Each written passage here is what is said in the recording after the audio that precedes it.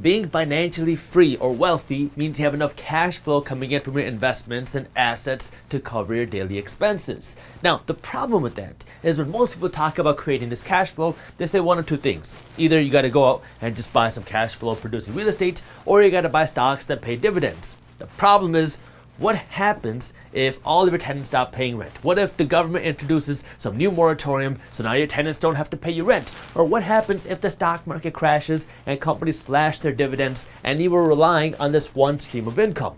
This is why you need to know how to invest your money. Nobody can predict the future. Nobody knows what's going to happen tomorrow. But what you need to do is be financially educated and prepare for anything. I love real estate and I also love stocks. But I also know that nothing can go straight up forever and every asset class goes through their own cycles. Sometimes real estate is going to be producing cash flow and make profits hand over fist. Sometimes it's going to be the stock market. Sometimes it's going to be other places. So what you need to do is, instead of trying to guess what is the best thing to do, you need to be the person that's financially educated and can win in any economic situation. The first investment you need to make is in real estate, but not just any real estate. Cash flow producing real estate. This is not the home that you live in, and this is not a home that you're going to flip. Because when most people talk about making money in real estate, they assume that you have to buy a home like this, and let's just assume that you buy this home for $150,000. And now the way that you make money, people assume, is you have to hope that you can sell this property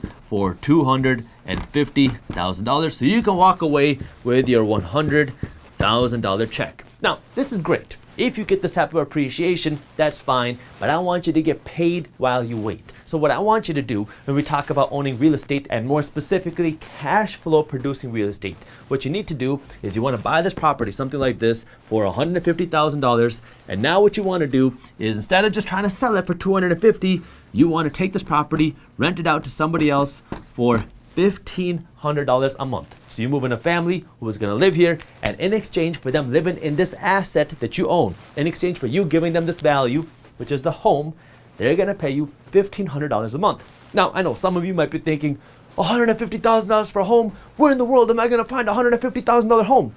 Well, if you look outside of your city, and maybe if you look outside of your state, you will be able to buy a home for $150,000, even in today's market, that you can rent out for $1,500 a month.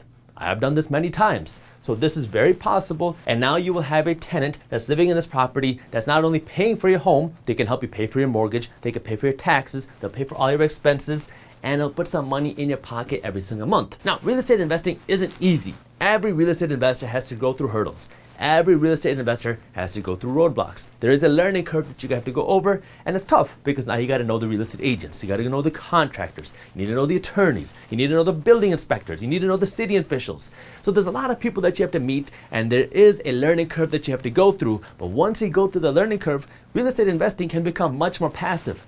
I own quite a few real estate properties, and I don't manage any of my real estate. I don't know who my tenants are. I have a property management company that manages my properties, and they make sure the tenants pay, they make sure all the bills are paid, and they're the ones that put the checks into my bank account every single month. Real estate is my favorite place to invest because when you invest in real estate, you can produce consistent and predictable cash flow, and you get tax breaks. Real estate offers some of the biggest and best tax breaks that our tax code has to offer. The reason why I know that is because I am a licensed attorney, and although I am a licensed attorney, I'm not your attorney. So if you have specific tax questions, talk to a professional in your area. But real estate investors get huge tax breaks, which allow you to now make this money. At the end of the year, you could have $10,000 worth of profit in your bank account, but because you made this money from your real estate investments, from this type of passive income, you can tell the government, hey, yeah, I made $10,000 worth of profits, but I'm only going to pay you taxes on $5,000 worth of income.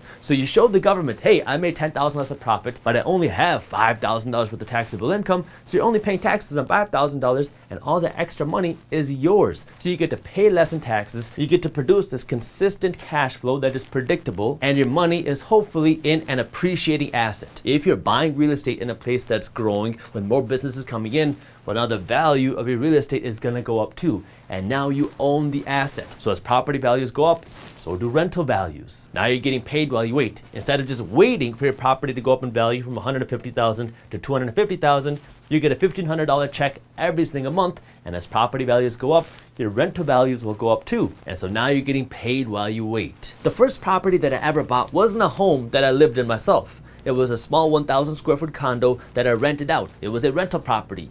I leased it out for $600 a month, and after going through my learning curve, this property started paying me somewhere between $250 and $350 a month in profit, and this was completely passive because I handed over the keys to a property management company and they did all the work. Now, I had to go through a learning curve. The beginning part was not easy. I was spending a lot of time meeting people, learning how the process works, on the phone, even with tenants, trying to figure out how this whole real estate investing thing worked.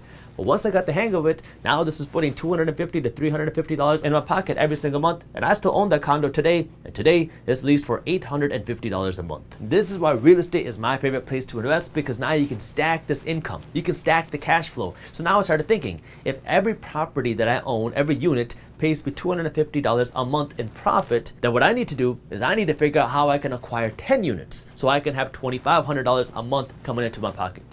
And if I can get 100 units, that's $25,000 a month of consistent passive cash flow coming into my pocket every single month. And if I'm thinking even bigger, if I can go out and buy 1,000 units, that means I'm going to be making something around $250,000 a month in consistent passive cash flow. And this $250,000 a month I can keep in my pocket. I don't got to pay the same taxes that a doctor would on this $250,000, because now I'm making my money from my investments, so I get new deductions, I get new tax breaks that people who are earning their money from their job don't.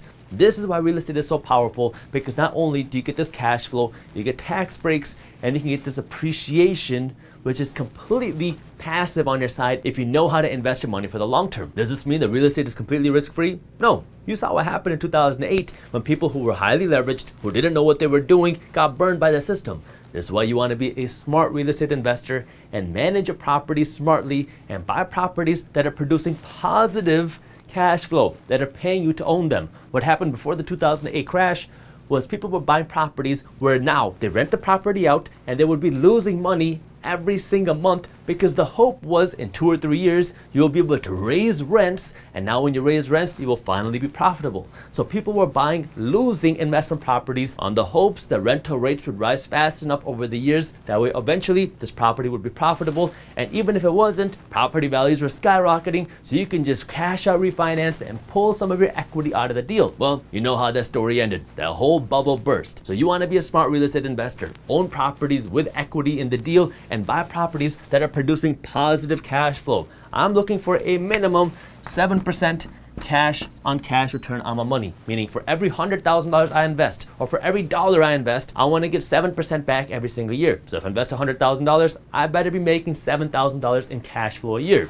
If I invest $1, I better be making 7 cents a year in positive cash flow. If you enjoyed this short clip from my longer videos, here's another clip that I think you'll love. And while you're at it, if you're interested in learning more about how to start generating passive income, our team put together an amazing guide on how to start generating passive income for free. All you gotta do is click that button right over there. Thank you for watching, and as always, keep hustling.